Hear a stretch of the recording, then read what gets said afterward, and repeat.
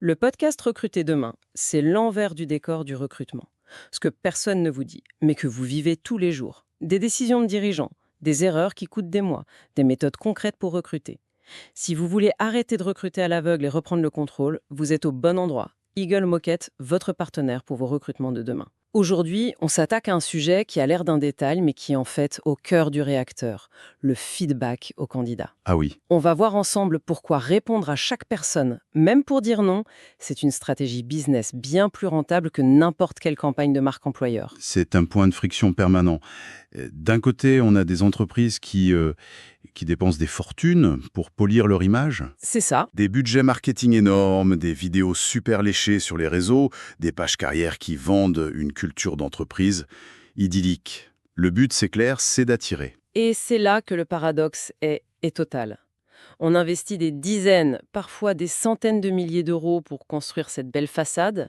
Et en parallèle, l'expérience vécue par l'immense majorité des gens qui répondent, elle est désastreuse. C'est le moins qu'on puisse dire. On parle de quoi? Les trois quarts des candidatures qui finissent dans une sorte de trou noir, Exactement. sans jamais le moindre accusé de réception. Rien. Et ça ne s'arrange pas pour ceux qui passent le premier filtre.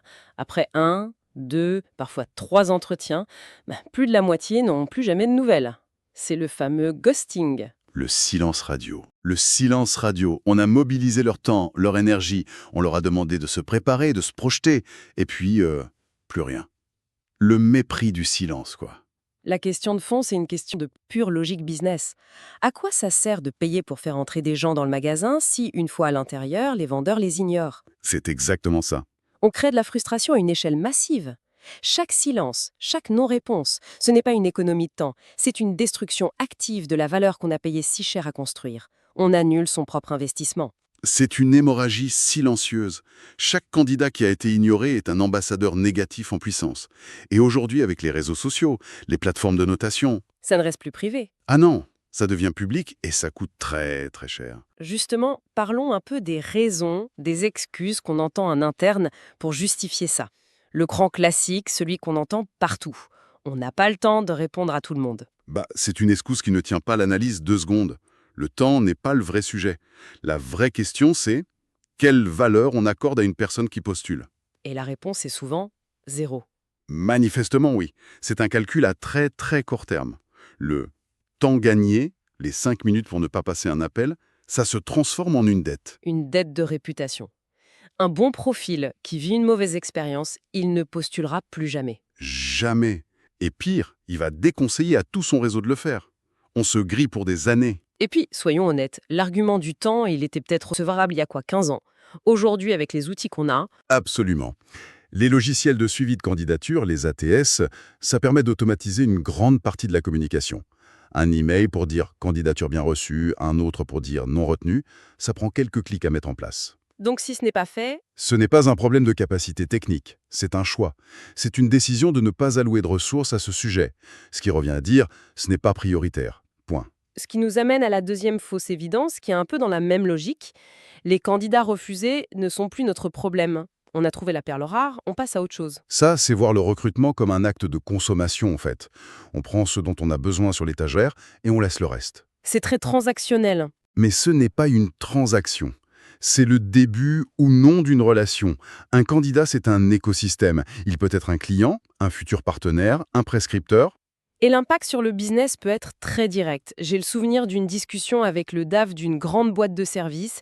Ils ont fait l'exercice, croiser leur base de données candidats avec leur base de données clients. Ah, ça, c'est intéressant. Le résultat était sans appel.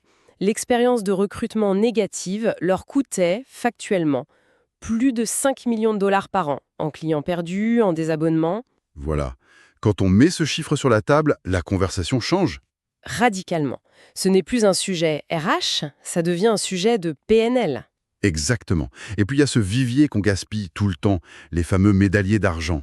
Les finalistes, Ces finalistes, excellents, à qui il manquait juste un petit quelque chose. Ne pas les garder en contact, ne pas leur donner de la visibilité, c'est jeter par la fenêtre des milliers d'euros de coûts de sourcing. 6 mois plus tard, on relance tout de zéro pour un poste similaire. alors qu'on avait la solution en interne. C'est une aberration économique. Complètement. D'accord, mais il y a un dernier argument qui paralyse beaucoup de managers. La peur du risque juridique. Le fameux « si on donne un feedback, on s'expose à un procès pour discrimination ». Le plus simple, c'est de ne rien dire. On peut comprendre cette peur, non? On peut la comprendre, oui, mais elle est basée sur une mauvaise analyse du risque. Le vrai danger juridique, il ne vient pas du feedback en soi. Il vient du mauvais feedback. C'est-à-dire? Celui qui est subjectif, basé sur des impressions. Le « on n'a pas eu le feeling » ou « vous manquez un peu de leadership », ça c'est la porte ouverte aux ennuis. Parce que ce n'est pas factuel. Alors qu'un retour structuré, professionnel, lui, il protège l'entreprise. Précisément. Si le feedback est basé sur les compétences requises pour le poste, c'est tout l'inverse. Nous avons finalement choisi une personne qui avait une expérience confirmée dans le secteur du SaaS, c'était un critère clé. Ou la maîtrise de l'anglais bilingue était indispensable. C'est factuel, c'est défendable. Ça montre que la décision est structurée, pas arbitraire. En fait, le silence est plus risqué. Ah oui, Bien sûr, il laisse le candidat dans le flou, et c'est dans ce vide que naissent les interprétations, les soupçons. Le silence, ce n'est pas une protection, c'est un aveu de faiblesse du processus. donc si toutes ces raisons qu'on vient d'évoquer ne sont que des prétextes, ça veut dire que le problème est plus profond. Il est structurel. C'est ça. Et la première vraie cause, c'est la manière dont la fonction recrutement est positionnée dans l'entreprise. C'est-à-dire, Dans la plupart des organisations, le recrutement est classé comme un centre de coût. C'est une ligne de dépenses comme les stylos ou les ramettes de papier. Du coup, l'objectif fixé par la direction, c'est de minimiser ce coût. et la conséquence, elle est directe. L'indicateur qui prime, c'est le coût par embauche. Exactement. Et donc, tout ce qui ne contribue pas à remplir un poste le plus vite et le moins cher possible est vu comme superflu. Répondre aux candidats non retenus, ça ne rentre dans aucune case de ROI. C'est une tâche administrative sans valeur perçue, donc on la supprime. Il faut complètement inverser la perspective. Le recrutement n'est pas un centre de coût, c'est un levier de croissance. C'est un canal marketing. Chaque interaction est un point de contact. Oui, un point de contact qui construit ou détruit la réputation. Un bon processus a un retour sur investissement mesurable. Il réduit les futurs coûts de sourcing, il peut générer du business, on l'a vu, et il solidifie l'image de marque de manière bien plus authentique qu'une pub. Ce qui m'amène à la deuxième cause. Ouais, la rupture totale entre la promesse marketing et la réalité du terrain. Ah, le grand écart. Le département com produit des contenus sur la bienveillance, le respect, et de l'autre côté, on a le processus de recrutement, qui est la première porte d'entrée, concrète.